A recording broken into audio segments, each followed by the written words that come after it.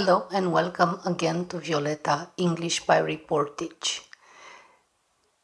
Is it being a genius a recipe for success?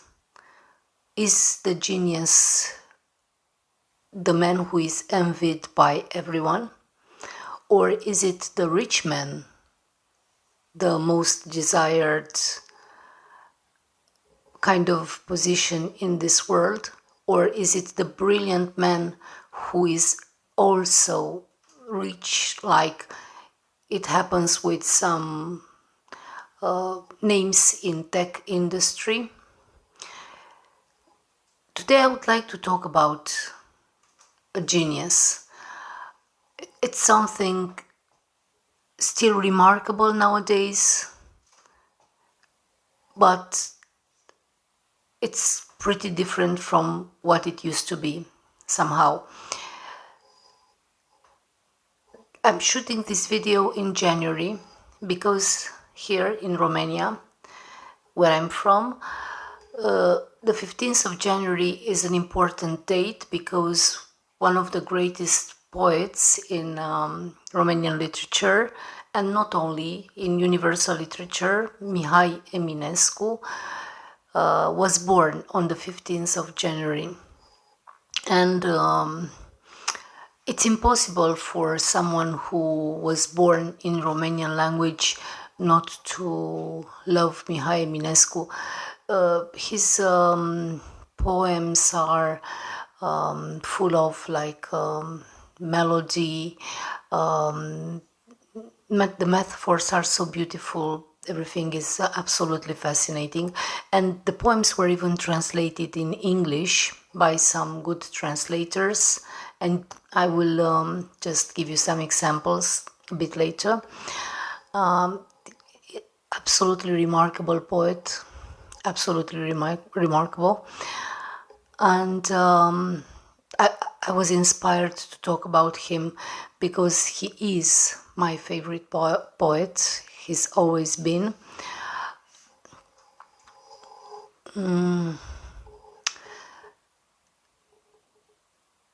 Of course, successful artists are absolutely remarkable people, but he was considered a genius.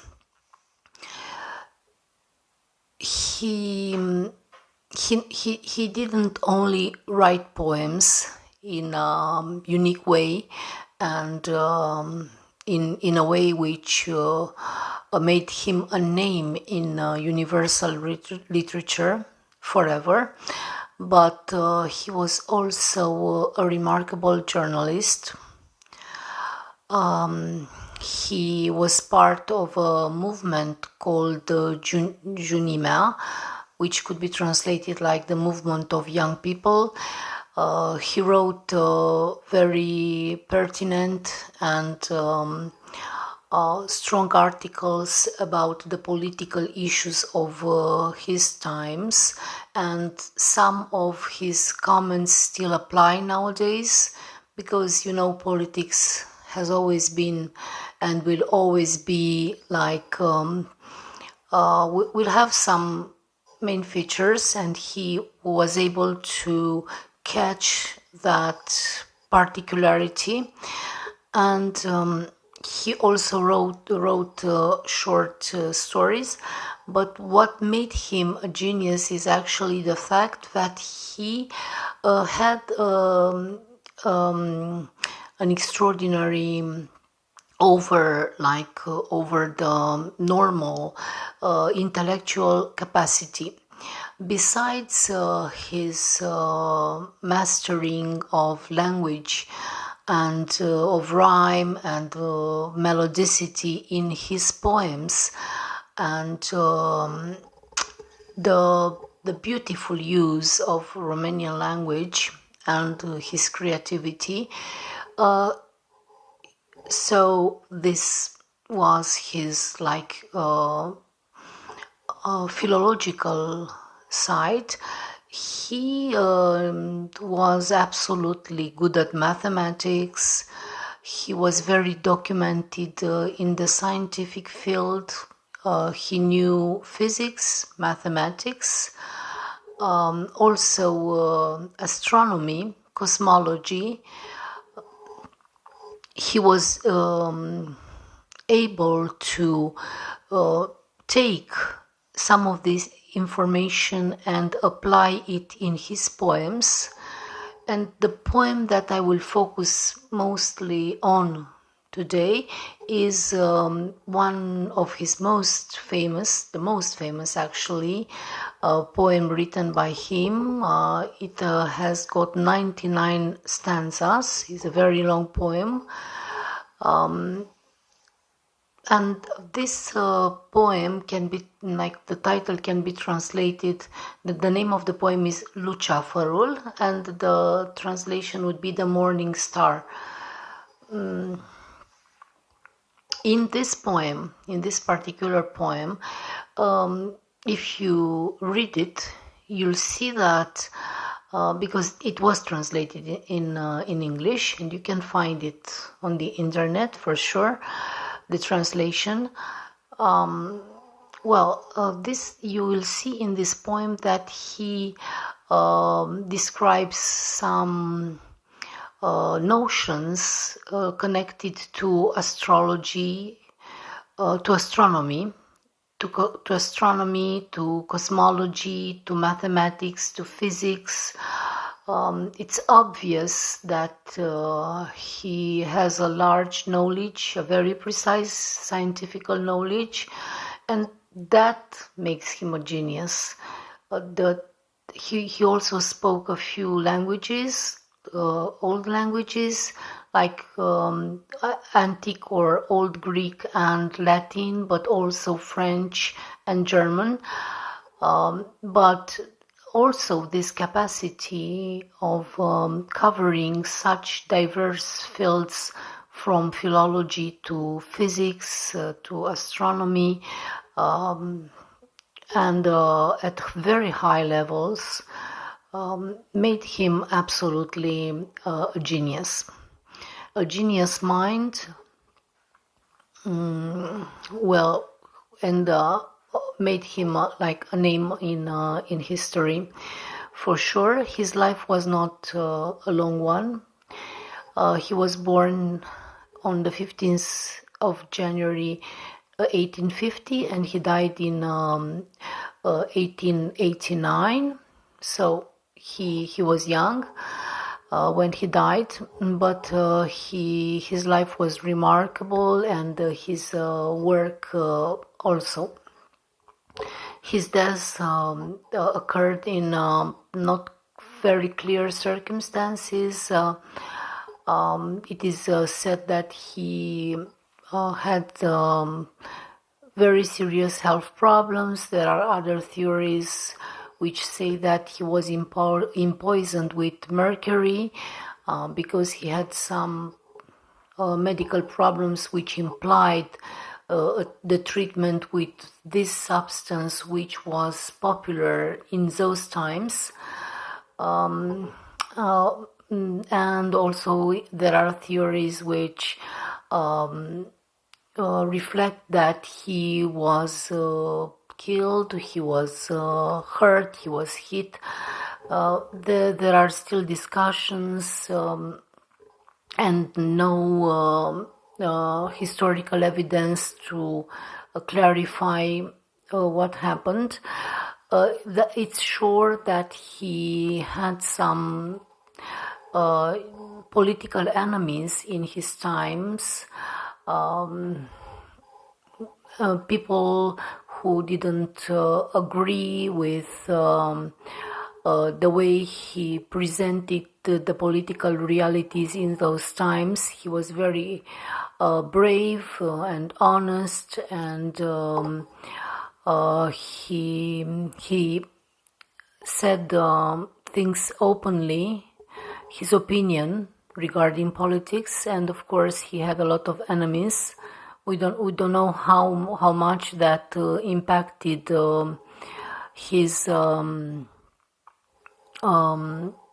safety, his situation, but certainly, there were some tensions around him for this reason. I will come back now to his masterpiece Luceafărul, or The Morning Star, and you'll see that I had this idea to say the first few stanzas in a night setting. I wasn't able to go out and record outside. It would be much better at nighttime. It would look quite good, but I wasn't able to do that at the moment. But anyway, I wanted to have a night background. I'm also a lover of the night. I love very much nights and stars and celestial bodies. I've always felt like this. Luceafărul is absolutely remarkable. In this poem, he talks about the love of this celestial body, the morning star, for a human being, for a princess. He even wants to give up his immortality in order to be the princess's fiancé and lover. But talking to God, he is not allowed to do that, and he will remain in his realm, in his world, immortal and cold and detached from human fate, which is mortal and impermanent. And what is remarkable, it's not only this idea, which is very beautiful, but the way his voyage to meet God is described, crossing clusters of stars and galaxies, and the notion of time doesn't exist anymore at a certain point in the universe. So here is obvious that he had a remarkable knowledge of physics, of astronomy, of every theory which was present at the time in the scientific field. And it is remarkable because what he says is actually prophetic, because some of the things that he says in this poem regarding space and time, and the fact that in deep space the notion of time is no longer the same that we perceive here. It's something that hadn't been yet discovered at that time, and it was discovered later, much later after he died.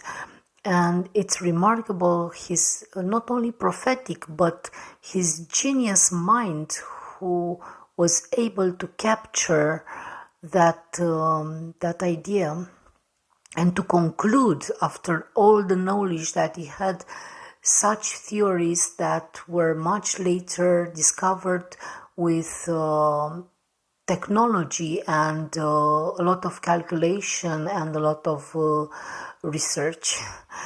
Absolutely remarkable. I'm really passionate also about astronomy, and I often listen to documentaries about space and all the discoveries that were made. And reading that part of The Morning Star, Luceafărul, it's obvious that he had these notions. He simply had them because he was a genius. So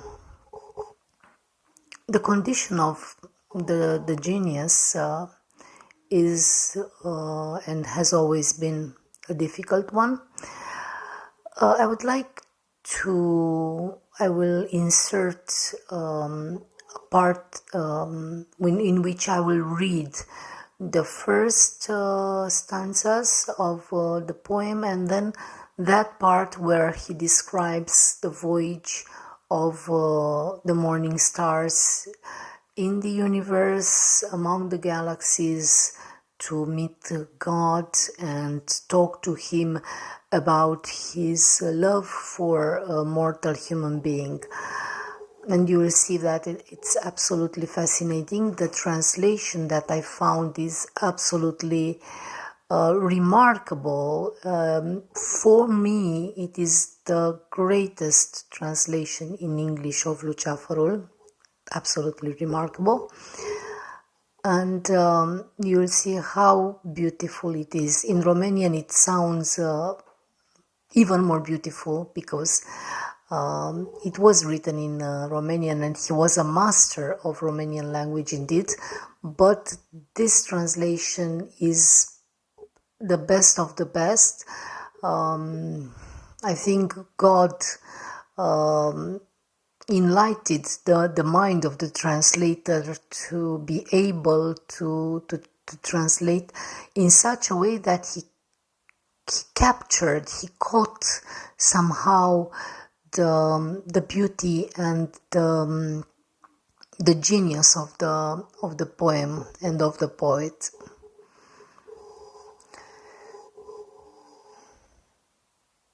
For the genius man, for the genius human being, man or woman, it has always been difficult.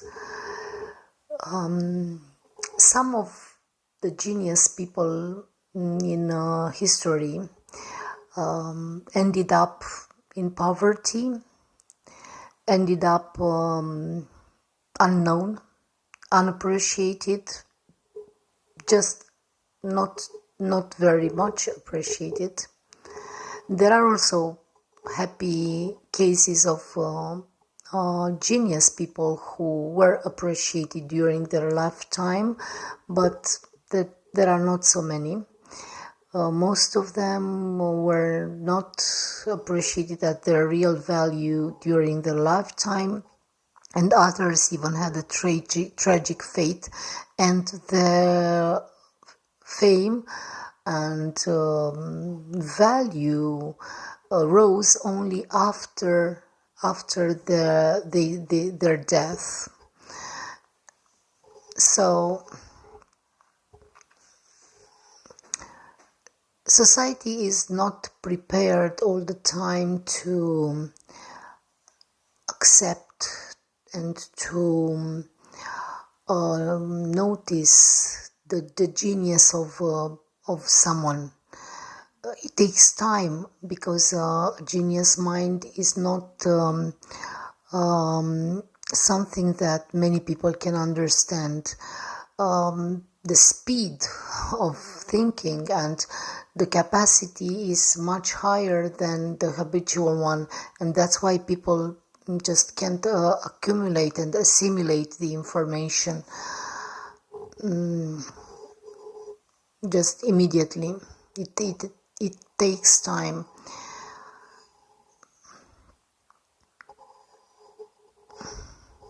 It's a very beautiful and interesting topic, this of the genius.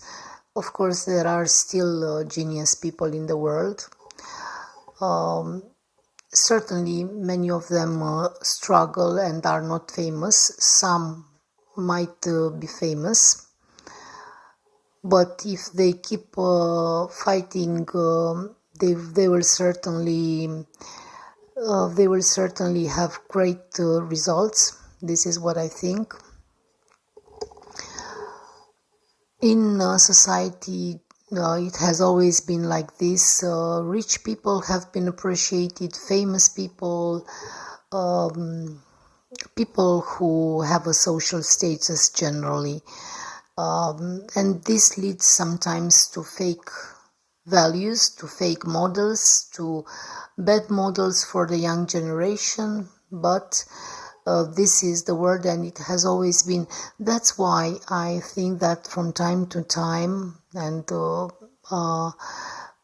as often as possible, we should bring to the light and in the spotlight and into the attention of people, remarkable people like Mihai Eminescu, because the young generation needs models, and genius people, remarkable people can be a good model for a moral life, for moral values, which will bring a lot of good things into life, and even stability into one's life. This was my aim, to come up with such a remarkable personality from which young people have a lot to learn from. And with this, until the next video, I wish you to have a great day. Goodbye.